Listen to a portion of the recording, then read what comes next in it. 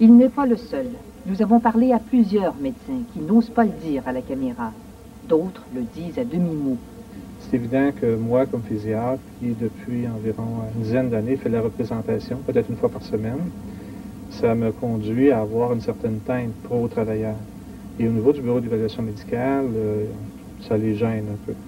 Autant on devrait faire la même chose avec les pro-employeurs, mais là, je pense qu'ils sont un peu moins gênés de ce côté-là. Même les avocats hésitent à en parler. On a rencontré des médecins qui nous ont dit ne plus recevoir de clients, que ce soit de la CSST ou que ce soit du bureau d'évaluation médicale ou de la SAC. On ne donnait pas le bon, enfin nous on considère qu'on ne donne pas le bon diagnostic, ils ne nous envoie plus personne. Vous avez vu ça aussi? Alors là, il y a un gros problème. Vous n'êtes pas médecin. Non, c'est pas ça, c'est que si vous tournez toujours, je serais peut-être préférable d'arrêter, que j'explique ça. Je devrais peut-être questionner ceux qui pensent les contrats à ces médecins-là. Pourquoi qu'on choisit ces gens-là? Pourquoi qu'on ne choisit pas certains autres médecins? Pourquoi que c'est toujours les mêmes médecins qu'on retrouve autant à la Société d'assurance automobile que la Régie des rentes du Québec, à la CSST, et tous ces organismes-là? Pourquoi? Je n'ai pas plus de réponses que ça. Vous devez en avoir une. Puisque vous êtes dans le dossier, vous devez en avoir une. Non, j'en ai pas.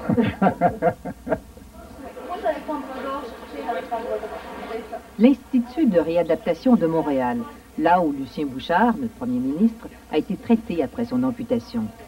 Un hôpital et un personnel dont la réputation n'est plus à faire.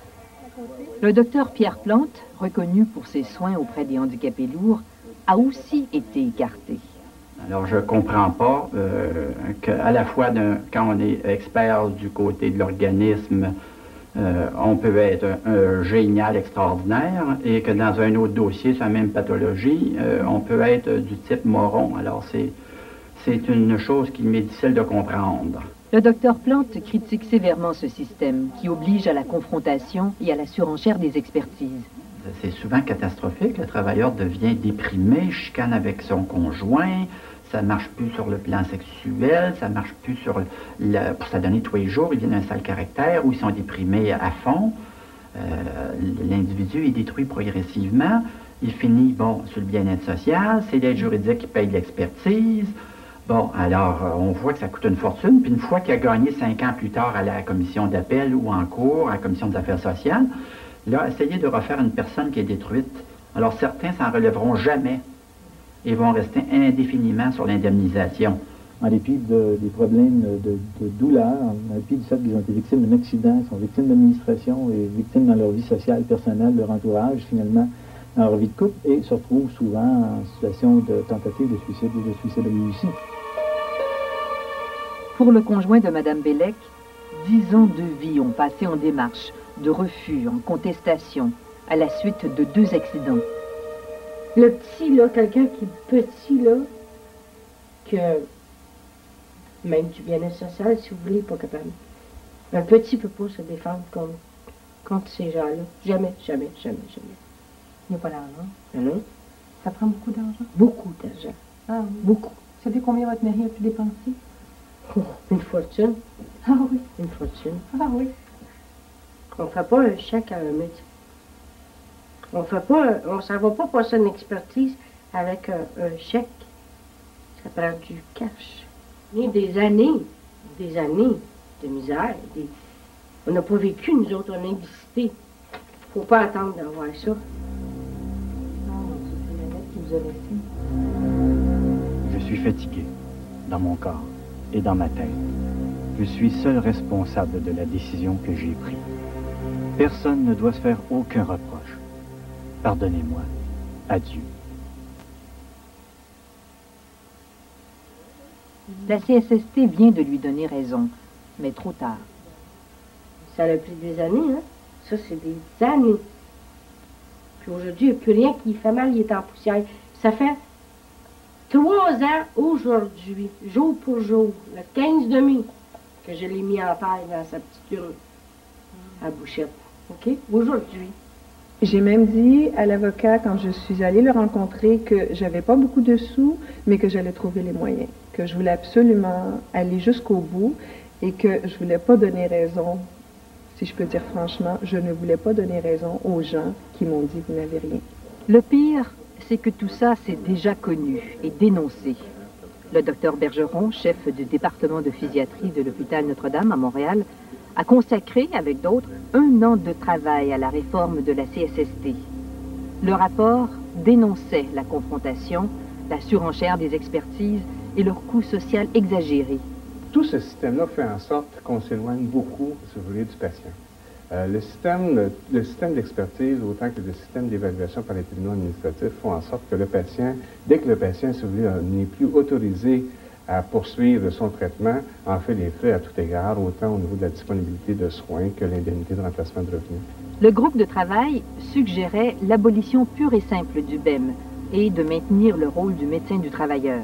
Dites 25 des 27 associations Oui, étaient d'accord. 27, en fait 26. Là. Il y avait une association qui n'était pas d'accord, c'était l'association des orthopédistes. Toutes ces recommandations-là, finalement, ont été un peu tablettées, si vous voulez, pour toutes sortes de raisons. Ça a été, à un moment donné, comme on a pensé de l'inclure dans la réforme générale des tribunaux administratifs, et actuellement, on ne sait pas trop où ça en est rendu. Ça fait quand même 2 ans que le rapport a été déposé. Qu'est-ce qui était le plus difficile à accepter dans toutes ces démarches, toutes ces années de démarches? Qu'on ne me prenne pas au sérieux. Parce que je suis quelqu'un qui est très intègre, qui a toujours fait son travail, qui a beaucoup donné et puis qui ne s'est jamais absenté. Et tout à coup, je souffrais et je demandais qu'on me croie, puis il n'y a personne qui me prenait au sérieux. Même que j'en étais à me demander si c'était pas psychosomatique moi-même, à me demander si j'imaginais pas. Linda Caliori a eu de la chance. Elle a trouvé un spécialiste qui l'a cru, elle a été opérée et finalement indemnisée. Pour une personne qui persiste, combien se trouvent démunies, réduites à l'aide sociale? Après 3 ans, j'ai aucun traitement, j'ai pas de voiture, les spécialistes sont à Montréal, j'ai pas de voiture pour me déplacer. C'est un cercle vicieux. Elle n'a pas droit à des traitements pour son cou et son épaule parce que le médecin arbitre, le docteur Godette en l'occurrence, l'a déclaré guéri. Mais son employeur, lui, ne le voit pas du même œil. Sans travail, sans le sou et sans assurance, Maryse ne peut se payer elle-même la physiothérapie, ni toutes les contre-expertises médicales nécessaires pour se défendre. Si j'avais les moyens de me payer mes traitements puis de retourner au travail, je le ferais parce que c'est pas sur l'aide sociale là, que je vais faire ma vie. Là. Je pense que c'est une mentalité pourrie, complètement pourrie. Au lieu d'essayer d'arriver à la justice et à la vérité, on essaie de gagner. Si on avait traité M. Godbout autrement, administrativement et médicalement, là, lors de son premier accident de travail, est-ce qu'il serait machiniste aujourd'hui? Oui, j'ose le croire qu'il pourrait l'être, avec peut-être certaines restrictions minimes ou en termes de gros poids. Il suffit d'un accident bête, imprévu, et tout chavire. Surtout lorsque le diagnostic du médecin traitant est contesté. Ça n'a pas d'allure de maltraiter des gens comme ça. Moi, j'estime que l'intégrité physique d'une personne, c'est intouchable, inviolable. On ne peut pas, pour les besoins de sauver quelques dollars, de rendre des personnes handicapées. Je suis tannée d'avoir mal, personne ne me croit.